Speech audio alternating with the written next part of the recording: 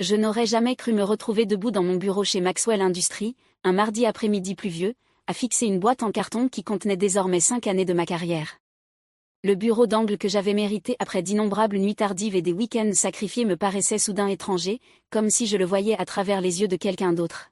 « Vous avez 1 heure pour tout vider », dit Robert Maxwell depuis l'encadrement de la porte.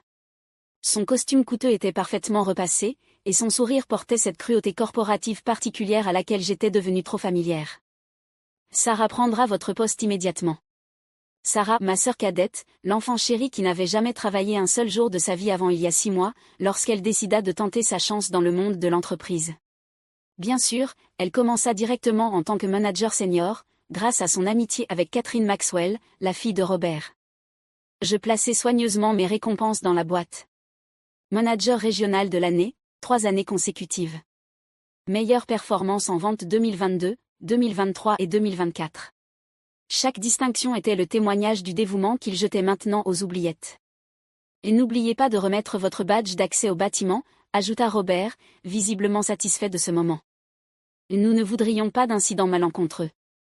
Mon badge d'accès au bâtiment. Je réprimai un sourire en le retirant de mon porte-badge, me souvenant de l'acte de propriété immobilier soigneusement conservé dans le coffre-fort de mon bureau à domicile. Phoenix Holdings LLC, la société par laquelle je possédais ce bâtiment entier, était mon secret le mieux gardé. Même ma sœur n'avait aucune idée que son grand frère était en réalité son propriétaire. Bien sûr, monsieur Maxwell, répondis-je, la voix calme. Cependant, je me permets de vous rappeler que la révision trimestrielle du loyer approche. Je suis certaine que vous avez reçu l'avis de Phoenix Holdings.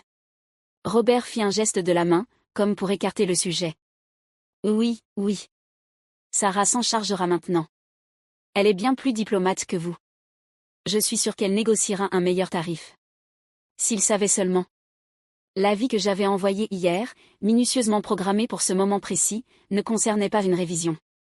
Il s'agissait de la clause cachée dans leur contrat de location, celle qui donnait au propriétaire le droit de mettre fin à toute location avec un préavis de 24 heures si certaines conditions étaient remplies. Des conditions comme le non-respect d'une gouvernance d'entreprise appropriée, comme un licenciement abusif. Je mis mon dernier objet personnel dans la boîte, un petit cadre argenté contenant une photo de mon grand-père.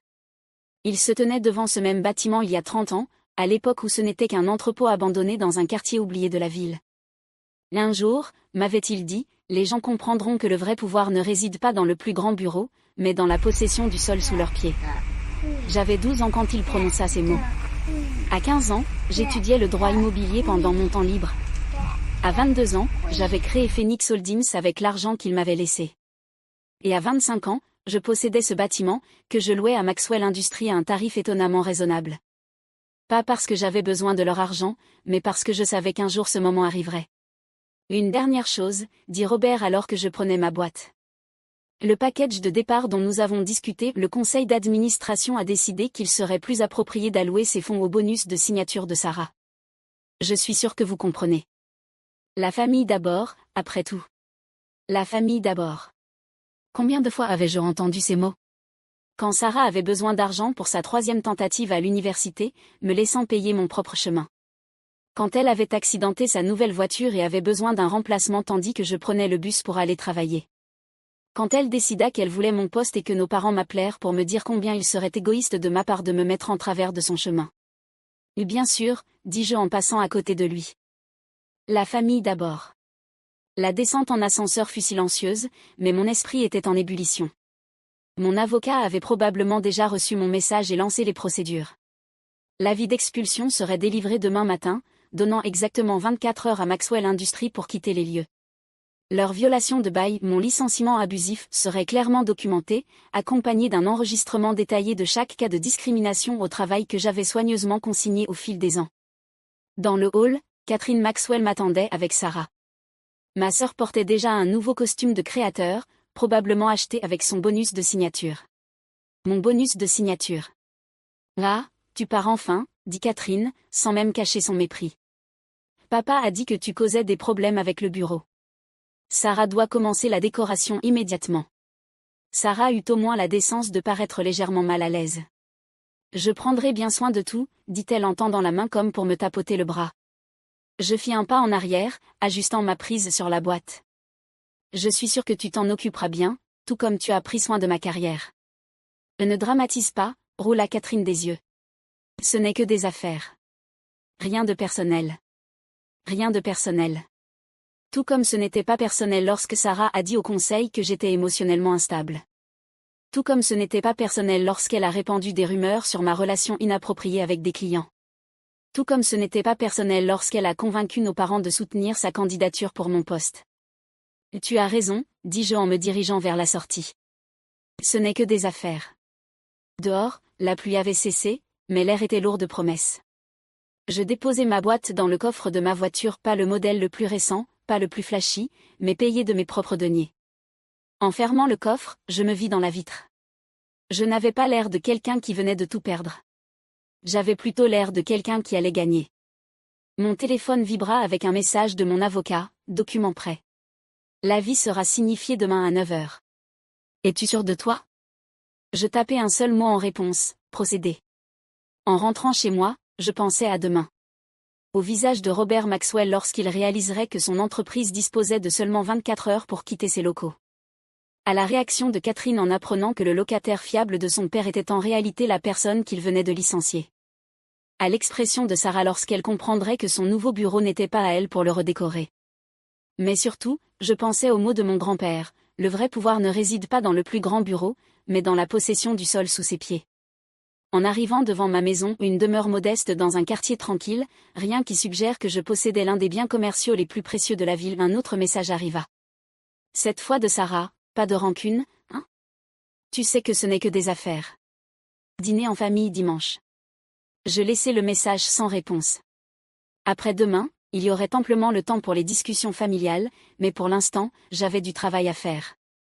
Les documents préparés par mon avocat ne concernaient pas seulement l'expulsion. Ils détaillaient chaque violation, chaque cas de discrimination, chaque pratique douteuse que j'avais documentée au fil des ans. Maxwell Industries ne perdait pas seulement son siège social. Elle allait faire face à un contrôle juridique capable de faire tomber tout leur empire. À l'intérieur de ma maison, je me rendis directement dans mon bureau à domicile. Contrairement à l'espace corporatif que je venais de quitter, cette pièce contenait mes véritables réalisations, l'acte de propriété du bâtiment, les statuts de Phoenix Holdings, les dossiers soigneusement tenus de chaque interaction avec Maxwell Industries au cours des 5 dernières années. Je m'assis à mon bureau et ouvris mon ordinateur portable. Il était temps de tout mettre en mouvement. D'abord, un courriel à tous les employés de Maxwell Industries, programmé pour demain matin. En raison de circonstances indépendantes de notre volonté, tous les employés sont invités à travailler depuis chez eux jusqu'à nouvel ordre.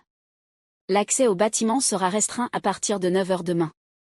Ensuite, un communiqué de presse, également programmé pour demain, Phoenix Holdings LLC annonce la résiliation immédiate du contrat de location avec Maxwell Industries en raison de violations substantielles des conditions. Enfin, un message à l'équipe de gestion du bâtiment leur ordonnant de changer tous les codes d'accès et de sécuriser les lieux exactement à 9h. Mon téléphone vibra de nouveau. Un message de ma mère, Sarah nous a raconté ce qui s'est passé. Nous sommes très déçus de toi. Pourquoi n'as-tu pas simplement aidé ta sœur à réussir? Je posai le téléphone face contre bureau. Demain, il comprendrait. Demain, il comprendrait tout ce que le succès bâti sur la trahison n'est pas un vrai succès. La pluie recommença, tambourinant contre ma fenêtre tandis que je finalisais les préparatifs pour demain. En moins de 24 heures, Maxwell Industries allait recevoir une leçon précieuse sur le fait de sous-estimer la personne discrète, celle qui est prudente, celle qu'il pensait pouvoir écarter. Il croyait licencier un employé.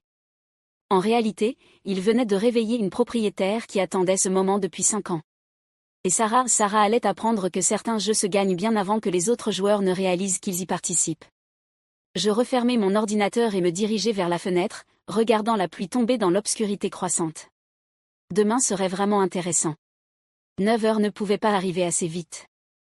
J'arrivai devant le bâtiment à 8h30, me garant de l'autre côté de la rue pour observer le déroulement de la matinée. Les employés de Maxwell Industries affluaient déjà, tasse de café à la main, inconscients que leur journée de travail allait prendre un tournant inattendu. À 8h45, je vis la Mercedes noire de Robert Maxwell se garer dans sa place réservée.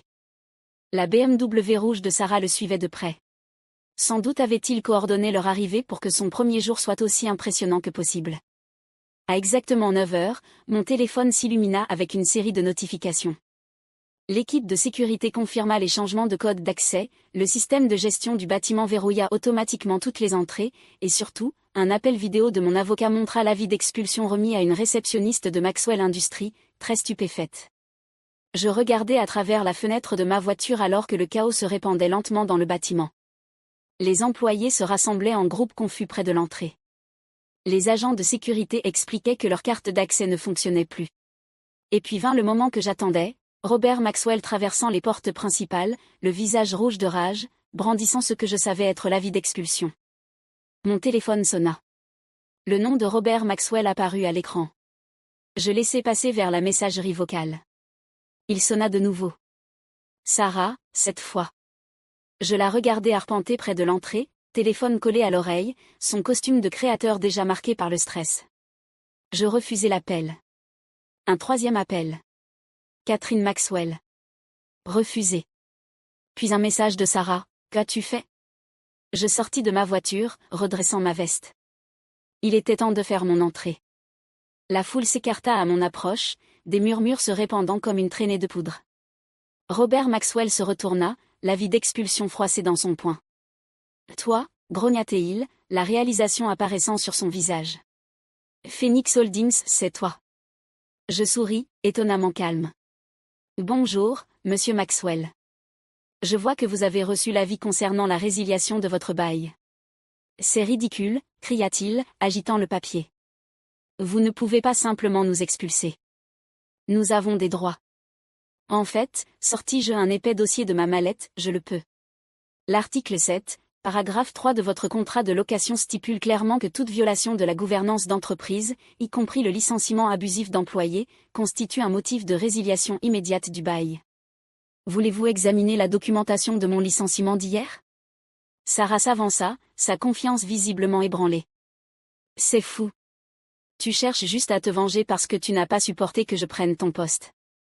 Prendre ton poste, je ris, mais sans aucune trace d'humour. Sarah, tu n'as pas pris mon poste. Tu as conspiré avec Catherine pour répandre des mensonges à mon sujet. Tu as manipulé nos parents pour me faire céder. Tu as volé mon indemnité de départ. Et maintenant, je fis un geste vers le bâtiment derrière elle, maintenant tu n'as plus aucun poste du tout. Catherine se fraya un chemin à travers la foule, sa parfaite contenance se fissurant. Papa, fais quelque chose. Il ne peut pas nous faire ça. Mais Robert Maxwell était déjà au téléphone, probablement avec ses avocats. Son visage devenait de plus en plus pâle à chaque instant, lorsqu'il comprit ce que je savais déjà, l'expulsion était légalement contraignante, et Phoenix Holdings avait tous les droits pour l'appliquer. 24 heures, annonçai-je assez fort pour que tout le monde entende. C'est le temps que vous avez pour quitter les lieux. Tout ce qui restera après ce délai sera considéré comme abandonné. 24 heures? La voix de Robert se brisa. Il est impossible de déménager toute une entreprise en 24 heures. Nous avons des clients, des contrats, des réunions. Le même délai que vous m'avez donné pour vider mon bureau, lui rappelai-je. Rien de personnel, juste des affaires, n'est-ce pas? Sarah me saisit le bras, les yeux écarquillés par la panique. Tu ne peux pas me faire ça. Je suis ta sœur. Je retirai doucement sa main. La famille d'abord, tu te souviens? C'est toujours ce que tu disais. Eh bien, voilà, je mets ma famille en premier, ma famille d'affaires, Phoenix Holdings. La foule d'employés s'était épaissie, beaucoup filmaient la scène avec leur téléphone. Je savais que d'ici midi, tout serait sur les réseaux sociaux, mais peu m'importait. 5 ans de préparation minutieuse m'avaient mené à ce moment. Oh, et encore une chose.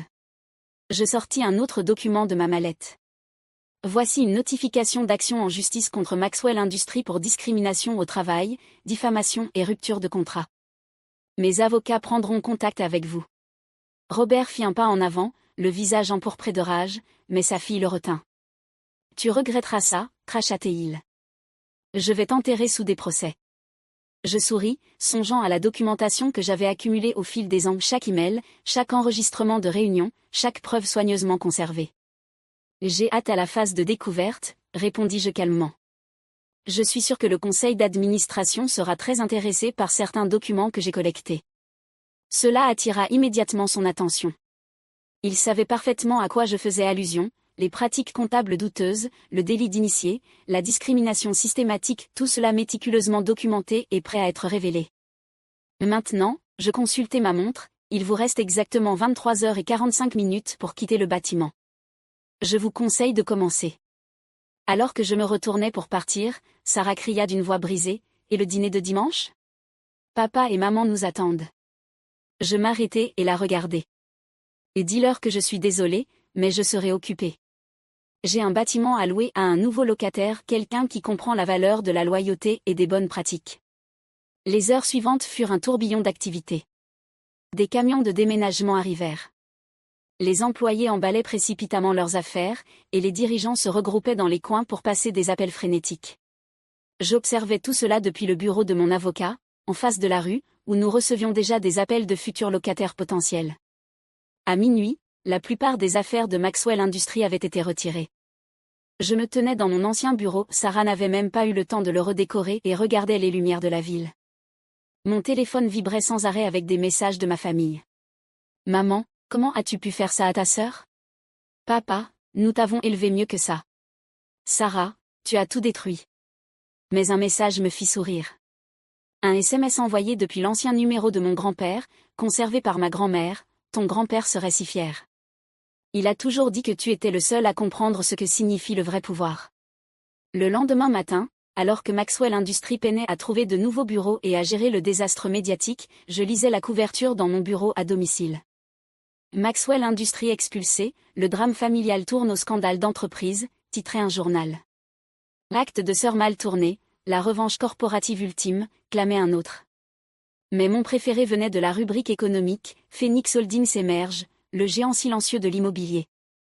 L'article détaillait comment ma société avait discrètement acquis des propriétés de premier ordre à travers la ville, l'immeuble de Maxwell n'étant qu'un investissement stratégique parmi d'autres.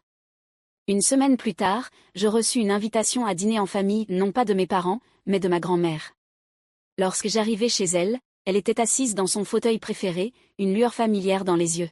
« Ton grand-père tenait un journal », dit-elle en me tendant un carnet en cuir usé.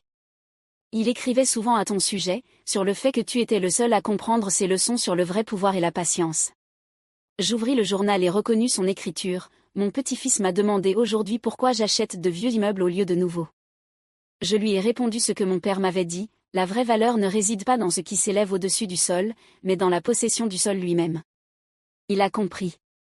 Ce garçon ira loin. Sarah a appelé, poursuivit ma grand-mère en servant le thé. Elle déménage dans une autre ville. Elle a dit qu'elle ne trouve plus de travail ici. Drôle comme les choses se retournent. J'acquiesçai, songeant à l'offre que j'avais reçue le matin même d'une grande entreprise de technologie souhaitant louer l'immeuble. Leur proposition incluait la création d'un incubateur de start-up aux étages inférieurs, offrant des opportunités aux jeunes entrepreneurs. « Et tu sais, » dit ma grand-mère pensivement, « ton grand-père disait toujours que la vengeance est le jeu des pauvres. Le vrai succès n'est pas de se venger. C'est d'aller de l'avant. » Je souris, songeant au changement que je prévoyais pour Phoenix Holdings. « Ce n'était jamais une question de vengeance, » lui répondis-je. C'était une question de justice. Et maintenant, il s'agit de construire quelque chose de meilleur. En rentrant ce soir-là, je passai devant le bâtiment par lequel tout avait commencé. L'enseigne, Maxwell Industries, avait été retirée, laissant une page blanche pour ce qui allait suivre. Mon téléphone vibra avec un message de Sarah, son premier en semaine qui n'était ni furieux ni accusateur. « Je comprends maintenant. Ce que tu as construit, ce que tu as accompli. Je suis désolée d'avoir essayé de te le prendre. Je n'avais jamais réalisé à quel point tu avais travaillé dur pour tout ça. » Je ne répondis pas immédiatement. Certaines leçons prennent du temps à être assimilées, et certaines blessures nécessitent plus que des mots pour guérir. Mais en me garant dans mon allée, je repensai une fois encore aux mots de mon grand-père. Le vrai pouvoir ne réside pas dans le plus grand bureau. Il réside dans la possession du sol sous leurs pieds. Et désormais, tout le monde comprenait exactement ce qu'il voulait dire.